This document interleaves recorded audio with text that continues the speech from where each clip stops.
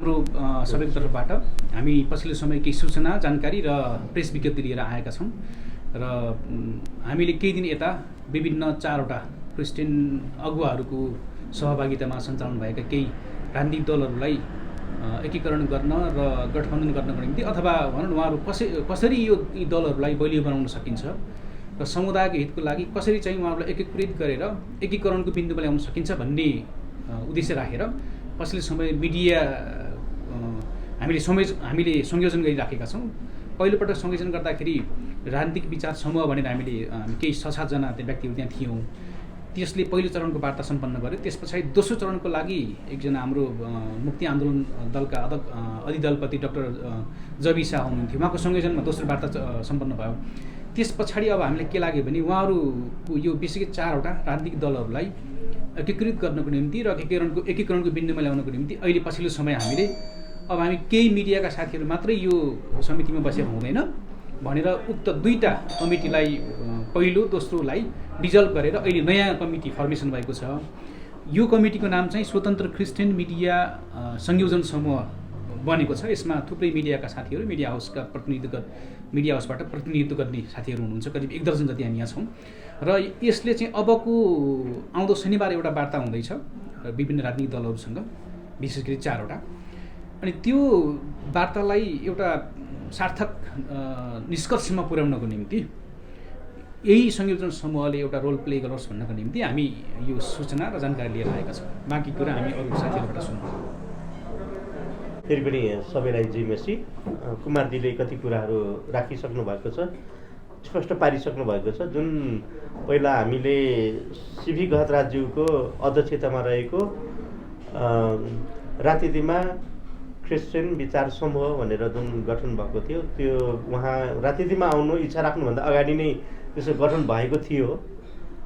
त्योबाट हामीले एउटा अन्तर्क्रिया कार्यक्रम पनि राखेका थियौँ। अनि त्यो कार्यक्रममा चाहिँ सिभी गहतराज्यूले, उहाँ चाहिँ राष्ट्रिय क्रिस्चियन महासङ्घको अध्यक्ष पनि हुनुहुन्छ, उहाँले चाहिँ यदि अहिले भइराखेका क्रिस्चियन आस्थामा रहेका मूल्य मान्यतामा स्थापित भएका पार्टीहरू एक हुँदैनन् भनेदेखि म पार्टी खोल्छु भन्नु भइसकेपछि उहाँसँग चाहिँ हाम्रो कुनै त्यस्तो सम्बन्ध रहेन। हामीले त्यो राजनीतिमा क्रिस्चियन विचार समूहलाई हामीले त्यतिकै अन्त्य गऱ्यौँ। त्यसलाई त्यसपछि हामीले कुनै अर्को कार्यक्रम पनि गरेका छैनौँ र कुनै त्यस्तो वार्ता पनि गरेका छैनौँ। र पछि अघि हाम्रो कुमारजीले भन्नुभएको जस्तै राष्ट्रिय मुक्ति आन्दोलनका त्यसको अधिदलपति हाम्रो जयवन्त शाहज्यूको संयोजकतामा विशेष गरेर कुमारजी, विश्वासजी र म बसेर चाहिँ एउटा संयोजन समूह भनेर बनाएका थियौँ र त्यसबाट पनि वार्ता भयो, दोस्रो वार्ता। र फेरि हामीलाई लागेको कुरा चाहिँ विशेष गरेर अरूबाट पनि कुरा आयो। एउटा त्यही पार्टीलाई फेरि मिलाउन खोजिराखेको मूल नेतृत्वकै संयोजकतामा कसरी वार्ता हुनसक्छ त भन्ने कुराहरू केही प्रश्नहरू उठिसकेपछि होइन हामीले त्यसलाई चाहिँ विचार गर्नुपर्छ भनेर चाहिँ फेरि हामीले चाहिँ स्वतन्त्र क्रिस्चियन मिडिया संयोजन समूह भनेर चाहिँ हामीले त्यसलाई सुरु गरेका थियौँ र हिजोको वार्ता पनि त्यही समूह अन्तर्गत चाहिँ यो मिडिया संयोजनको समूहबाट चाहिँ भएको हो। र जुन कुराहरू उठिराखेको छ विशेष गरेर हाम्रो बारेमा, विशेष गरेर कुमारजी, मलाई अनि हाम्रो अरू मिडियाका साथीहरूलाई पनि जुन अब अर्को बन्दै लागेको पार्टीको जोडेर जुन समाचारहरू, भ्रामक समाचारहरू आएका छन् त्यसको चाहिँ हामी एकदमै खण्डन गर्छौँ। त्यसमा कुनै सत्यता छैन र भन्दै गर्दाखेरि हामी कसैबाट परिचालित पनि छैनौँ होइन। कतिजनाले चाहिँ के बुझाइ छ भनेदेखि यो कसैबाट परिचालित भएर यो संयोजन समिति यो बनेको हो अनि कसैको कुनै व्यक्तिको अथवा कुनै समूहको स्वार्थ पूर्ति गर्नको लागि चाहिँ यो समूह बनेको हो भन्ने कतिको बुझाइ छ। त्यो एकदमै सरासर गलत हो। त्यसको हामी खण्डन गर्न चाहन्छौँ। त्यसमा कुनै सत्यता छैन भनेर हामी स्पष्ट पार्न चाहन्छौँ। अहिले जुन एउटा स्वतन्त्र क्रिस्चियन मिडिया संयोजन समूह बनेको छ यो चाहिँ एकदमै विशुद्ध, जो चाहिँ क्रिस्चियन हक अधिकारको लागि मिडियाबाट काम गरिराख्नुभएका एउटा स्वतन्त्र मिडिया जो हाउस चलाइराख्नु भएको छ, मिडिया चलाइराख्नु भएको छ, उहाँहरूको सबैको एउटा साझा सवाल हो। क्रिस्चियन आस्थामा रहेका राजनीतिक दल चाहिँ एक हुनुपर्छ भन्ने एउटा हाम्रो सबैको मिडिया क्रिस्चियन मिडियाको क्रिस्चियन आस्थामा रहेर मिडियामा काम गरिराख्नु भएको सबैको यो सरकारको विषय पनि भएको कारणले गर्दाखेरि एकचोटि यसले हामीले पहल केही गरौँ न भनेर चाहिँ हामीले यो पहल गरिराखेका हौँ। यो कुरा चाहिँ म यहाँहरूलाई स्पष्ट पार्न चाहन्छु। धन्यवाद छ। पक्कै नै सबैले जयमसी छ। फेरि पनि केही कुराहरू चाहिँ महत्त्वपूर्ण छ। यो क्रिस्चियन आस्थामा लिडरसिप गर्ने व्यक्तिहरूले चाहिँ केही महत्त्वपूर्ण कुरा चाहिँ हामीले बुझ्नुपर्ने छ। विशेष गरी हामी विश्वासीहरू क्रिस्चियनहरूले चाहिँ जस्तो कि गएको चुनावमा हामीले सरसरी हेर्ने हो भने हाम्रो भोट चाहिँ धेरै पार्टीहरूमा बाँडियो। सबैको आस्था छन्, हामीले चाहिँ कसैलाई पनि हुइप लाउन सक्दैनौँ, कसैलाई पनि यसमा भोट हाल भन्न पनि मिल्दैन। तर क्रिस्चियनहरूले लिड गरेको पार्टीलाई चाहिँ जुन चाहिँ क्रिस्चियनहरूले चाहिँ भोट चाहिँ बाँडेको कारणले चाहिँ हामी कहीँ पनि पुग्न सकेनौँ। एउटा चाहिँ यो दुःखदायक चाहिँ हाम्रो चाहिँ अगाडि चाहिँ यो प्रमाणको रूपमा एउटा उदाहरणको रूपमा भयो भने त्योभन्दा अगाडि चाहिँ हामीले चाहिँ लोकमान्य ढकाललाई क्रिस्चियनहरूले चाहिँ गरेर एउटा निर्णायक ठाउँमा चाहिँ सभासदको हैसियतमा पुर्याएको कारणले चाहिँ खोइ त त्यो भोट त्यो खोइ त कहाँ गयो त भनेर यो एउटा चाहिँ महत्त्वपूर्ण चाहिँ हामीले विश्लेषण गऱ्यौँ। साथीभाइहरूले हाम्रा मानिसहरूले पनि अग्रजहरूले पनि यो कुरा चाहिँ विचार गरिएका छन्। भनेपछि हामीले चाहिँ अब यो पार्टीहरूलाई चाहिँ टुक्रा टुक्रा होइन कि वा पार्टी बेग्ला बेग्लै होइन कि र विभाजनमा होइन कि एकतामा ल्याउनुपर्छ भन्ने सबैको चाहिँ यो चाहना, सबैजना मिलेर आयो भने हामी साथ सहयोग सपोर्ट गर्छौँ भन्ने धेरै मण्डली विश्वासी अगुवा लिडर पास्टरहरूको चाहिँ ठुलो चाहना थियो। र यो चाहनाको निम्ति धेरैले प्रयास गरे र धेरै वार्ताहरू, धेरै कुराकानीहरू, धेरै कुराहरू भयो। यसप्रति हामी धन्यवादी छौँ र हामीले पनि अब यो पहलको लागि चाहिँ केही गर्नुपर्छ। यो छोड्नुहुन्न। हामीले चाहिँ एकतामा कम्ती पनि एकतामा ल्याउँ र केही क्रिस्चियनको मतलाई चाहिँ हामीले चाहिँ एउटा चाहिँ सही ठाउँमा पुगोस् र सही व्यक्तिहरू पुगोस् भन्ने चाहना भएको कारणले हामीले पनि त्यही सोच्यौँ र त्यही विचार गऱ्यौँ र त्यही चाहिँ जनताको मानिसहरूको विचारलाई हामीले लिएर एउटा प्रतिनिधित्व प्रकारले हामीले चाहिँ यो पहल गरिरहेका छौँ। त्यसकारण चाहिँ हाम्रो मतलाई चाहिँ सही ठाउँमा पुगोस् भन्ने हाम्रो चाहना र उहाँहरू पनि एकता भएर चाहिँ एकरूपता भएर चाहिँ अगाडि बढ्दाखेरि अझै क्रिस्चियन समुदायको साथसाथै अरू समुदायले पनि क्रिस्चियनप्रति ठुलो आशा भरोसा राखेका छन्। त्यसकारण चाहिँ यो चाहिँ क्रिस्चियन आस्थाकामा लिड गर्ने लिडर अगुवाहरू चाहिँ एकता हुनु नितान्त आवश्यक। अरू कुनै विकल्प छैन, एकता बाहेक अरू विकल्प छैन। त्यसकारण चाहिँ उहाँहरू जसरी पनि चाहिँ मिल्नुपर्ने हुन्छ र कति कुराहरू छोड्नुपर्ने हुन्छ, त्याग्नु पर्ने हुन्छ। र किनभने रूपान्तरणको कुरा गर्छौँ हामी, रूपान्तरण हुनको निम्ति कति दुःख कष्ट सहनुपर्छ। हामी आस्थाको कारणले पनि कति दुःख कष्ट धेरै कुरा अवसरहरू चुकेको कारणले पनि रूपान्तरण हुनको निम्ति अब पार्टीहरू रूपान्तरण हुनुपर्छ।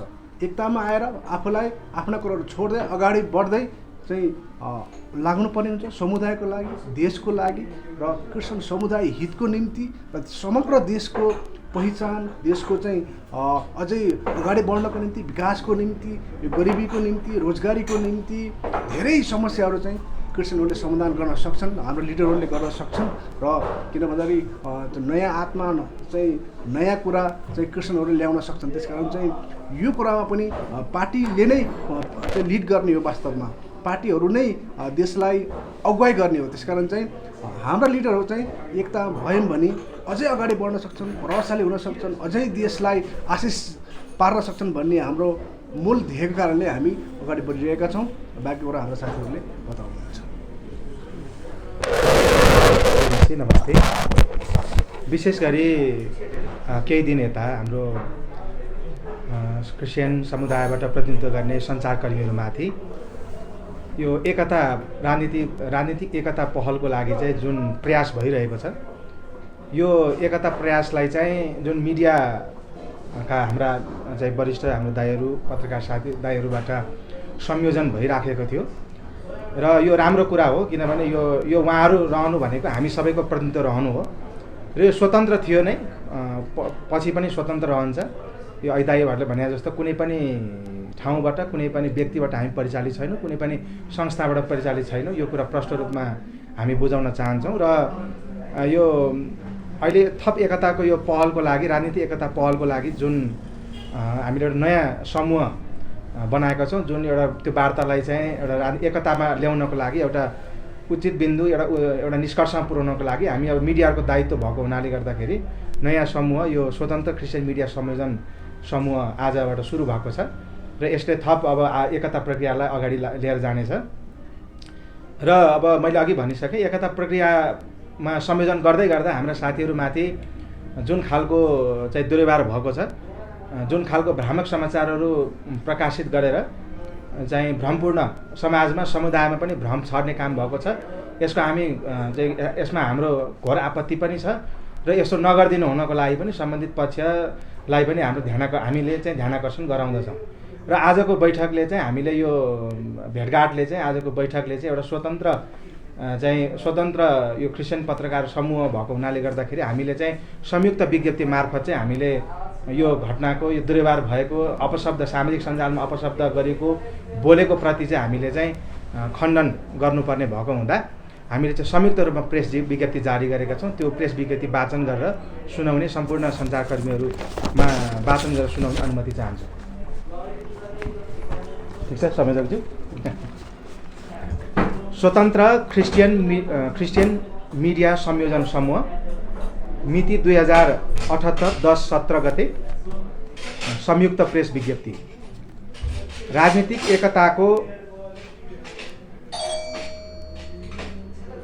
एकताको पहलका लागि स्थापित उपत्यकामा कार्य सञ्चारकर्मी पत्रकारहरूको एक स्वतन्त्र समूह स्वतन्त्र क्रिस्चियन मिडिया संयोजन समूहका संयोजक दिनेश श्रेष्ठ, सदस्यहरू कुमार विष्ट, विश्वास थापा माथि विगत केही दिनदेखि क्रिस्चियन समुदायबाट प्रतिनिधित्व गर्ने राजनीतिक पार्टीहरू जनजागरण पार्टी नेपाल, आमूल परिवर्तन मसीह पार्टी, राष्ट्रिय मुक्ति आन्दोलन नेपाल र हाल दर्ता प्रक्रियामा रहेका सामाजिक एकता पार्टी बीचको एकता संयोजनका क्रममा अपशब्द, नकारात्मक टिप्पणी र सामाजिक दुर्व्यवहार भएको घटनाप्रति स्वतन्त्र क्रिस्चियन मिडिया संयोजन समूह घोर भर्त्सना गर्दछ।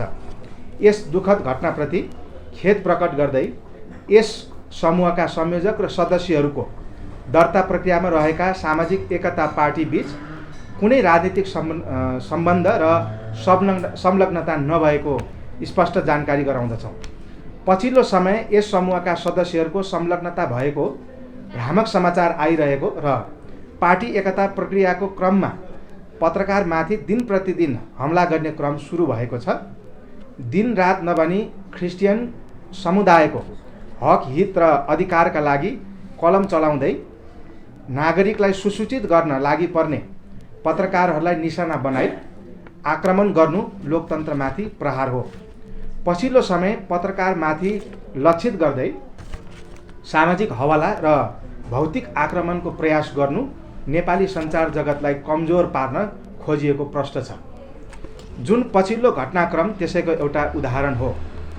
यसरी पत्रकारिता जगतमाथि भइरहेको समुदायबाटको आक्रमणका विरुद्ध नागरिक तहबाट पनि आवाज उठाइदिनु हुन सबैमा अनुरोध गर्दछौँ र हाम्रा सदस्यहरूको भौतिक सुरक्षाको आवाज उठाइदिनु हुन सबैमा अनुरोध गर्दछौँ। आगामी दिनमा यस्ता घटना दोहोरिन नदिन राज्य पक्ष र सम्बन्धित सरकारवाला पक्षलाई गम्भीर ध्यानाकर्षण गराउँदछौँ। सबै स्वतन्त्र पत्रकारहरूको तर्फबाट भनेर हामीले जो जति मिडियामा उपत्यकामा कार्यरत मिडियाकर्मीहरूको एउटा साझा सञ्जाल स्वतन्त्र समूह छ।